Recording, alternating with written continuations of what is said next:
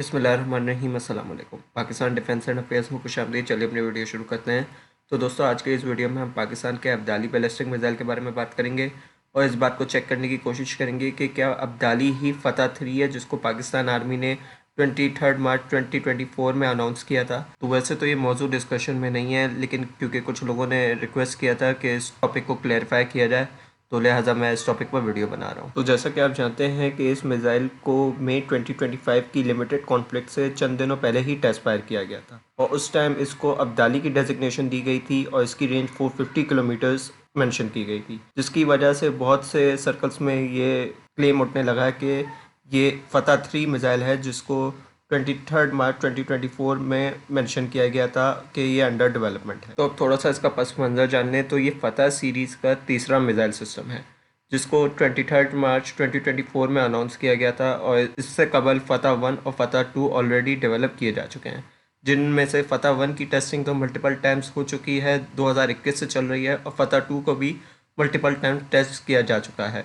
जबकि इसका और फतह 4 के बारे में ये क्लेम किया गया था कि ये अंडर डेवलपमेंट है 2024 में। और फिर जो हमारी इंडिया के साथ लिमिटेड स्केल वॉर हुई थी मई 2025 में, तो उसके फ़ौरन बाद 14 अगस्त 2025 को जो नेशनल डे के मौके पर स्टैटिक डिस्प्ले होल्ड किया गया था, वहाँ पर फतह 4 को भी अनवील कर दिया गया था, लेकिन फतह 3 के बारे में उस वक्त भी कोई इन्फॉर्मेशन नहीं थी। तो फिर इसी वजह से अब्दाली को ही फतह 3 एज्यूम कर लिया गया, क्योंकि जो इसकी स्पेक्स यानी जिसमें रेंज आ जाती है उसको 2024 में मेंशन किया गया था और फिर 2025 में जिस अब्दाली को टेस्ट किया गया उन दोनों की रेंज 450 किलोमीटर थी। तो इस वजह से बहुत सारे लोगों ने अब्दाली ही को फतह 3 एज्यूम कर लिया। यहाँ मैं आपके सामने एक प्रो गवर्नमेंट जर्नलिस्ट की स्टेटमेंट रखना चाहूँगा। ऑल्दो ये कोई डिफेंस एक्सपर्ट नहीं है, लेकिन क्योंकि ये एक प्रो गवर्नमेंट जर्नलिस्ट हैं तो लिहाजा ये गवर्नमेंट के करीब इनके सोर्सेस हैं, इस वजह से आप इनके स्टेटमेंट को with a grain of salt लीजिएगा। तो पाकिस्तान ने अक्टूबर 2025 में मोस्ट प्रोबेबली एक हाइपरसोनिक ग्लाइड व्हीकल का टेस्ट किया था जिसके ट्रेल्स नज़र आए थे। तो इसी टॉपिक पर लेटर इन जर्नलिस्ट ने एक अपनी वीडियो की थी जिसमें इन्होंने इस मिसाइल टेस्ट का जिक्र किया था और फतह 3 के बारे में भी कुछ बातें की थी, जो कि आप यहाँ सुन सकते हैं। एक ये है कि फतह 3 मिसाइल एक और पाकिस्तान कुछ ही दिनों में उसका भी टेस्ट करने जा रहा है। उसकी स्पीड 450 किलोमीटर, सॉरी उसकी रेंज 450 किलोमीटर है। वो क्रूज मिसाइल है और वो लो हाइट पे जाता है। वो इतना ऊंचा नहीं ये हाइपरसोनिक मिसाइल जैसा नहीं है, वो डिफरेंट है, उसकी टेक्नोलॉजी भी डिफरेंट है, वो भी इंडिजिनस है। तो ये मैंने जब उनसे पूछा इतने मिसाइल, तो यहाँ आपने जैसा कि इनकी बात सुनी कि फतह 3 एक क्रूज मिसाइल है, ना कि बैलिस्टिक मिसाइल। लेकिन जैसा कि मैंने कहा कि हमने इनकी स्टेटमेंट को with a grain of salt लेना है, क्योंकि ये कोई डिफेंस एक्सपर्ट नहीं है। लेकिन फिर भी क्योंकि ये एक प्रो गवर्नमेंट जर्नलिस्ट हैं तो लिहाजा इनकी स्टेटमेंट को मैंने आपको सुनवा दिया। तो अगर फतह 3 एक क्रूज मिसाइल है तो हम वैसे ही जानते हैं कि फतह 4 भी एक सबसोनिक क्रूज मिसाइल है जिसकी रेंज 750 किलोमीटर्स है और इसकी रेंज फतह 3 के मुकाबले में ज़्यादा है। तो जब हमारे पास एक subsonic cruise missile greater range का पहले ही से है, तो हमें एक और शॉर्टर रेंज का सबसोनिक क्रूज मिसाइल बनाने की क्या ज़रूरत है? तो इसका जवाब ये हो सकता है कि मे बी ये एक सबसोनिक क्रूज मिसाइल ना हो और रैदर ये एक सुपरसोनिक क्रूज मिसाइल हो ब्राह्मोस कैटेगरी का।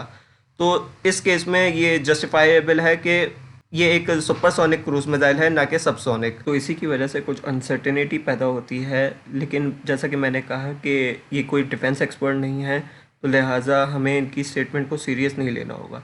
तो इसके बाद यही है कि फतह 3 और अब्दाली दोनों सिमिलर मिसाइल्स हैं, जहां पर फतह 3 अब्दाली का एक कन्वेंशनल लॉन्च वेरिएंट है जिसमें आप कन्वेंशनल वॉरहेड प्लेस कर सकते हैं, जबकि अब्दाली में आप न्यूक्लियर वॉरहेड प्लेस कर सकते हैं। तो अब्दाली पाकिस्तान आर्मी की स्ट्रेटेजिक फोर्स के अंदर आएगा और जबकि फतह 3 जो होगा वो पाकिस्तान आर्मी रॉकेट फोर्स का हिस्सा होगा। तो अब हम बात कर लेते हैं कि इस अब्दाली जो कि अभी रिसेंटली टेस्ट किया गया है और जो अब्दाली जो 2005 में पाकिस्तान आर्म फोर्सेस ने इंडक्ट किया था, उन दोनों में क्या फ़र्क है? तो सबसे पहला फ़र्क तो यही है कि वो वाला अब्दाली जो था उसकी रेंज जो थी वो 180 किलोमीटर्स थी, जबकि इसकी 450 किलोमीटर्स है। और इसके अलावा भी इसमें बहुत सारी इम्प्रूवमेंट्स की गई होंगी, जैसा कि इसकी जो रॉकेट मोटर की केसिंग है उसको कंपोजिट मटेरियल से बनाया गया होगा, इसमें इम्प्रूव गाइडेंस का इस्तेमाल किया गया होगा, ज़्यादा वॉरहेड पेलोड का इस्तेमाल किया गया होगा, जिसकी वजह से ये एक इम्प्रूव्ड अब्दाली है, या आप इसे अब्दाली 2 भी कह सकते हैं। और इसके अलावा इम्प्रूव प्रोपेलेंट का भी इस्तेमाल किया गया होगा, जिसकी वजह से इसे एक्सटेंडेड रेंज मिली 450 किलोमीटर्स की 180 किलोमीटर्स के मुकाबले में।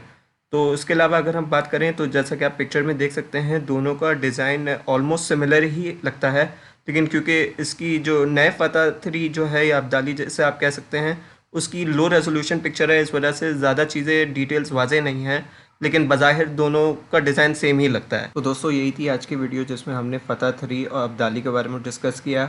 और ये दोनों मोस्ट प्रोबेबली सिमिलर मिसाइल्स ही हैं, लेकिन एक चांस ये भी है कि फ़तह 3 एक सुपरसोनिक क्रूज़ मिसाइल हो, जबकि अब्दाली एक सेपरेट मिसाइल हो। तो होपफुली आपको अगर ये वीडियो पसंद आई हो तो वीडियो को लाइक कर दीजिए, चैनल को सब्सक्राइब कर दीजिए और बेल आइकन पर क्लिक करना ना भूलिए। तो अब तक के लिए बस इतना ही। Thank you. अल्लाह हाफ़िज़।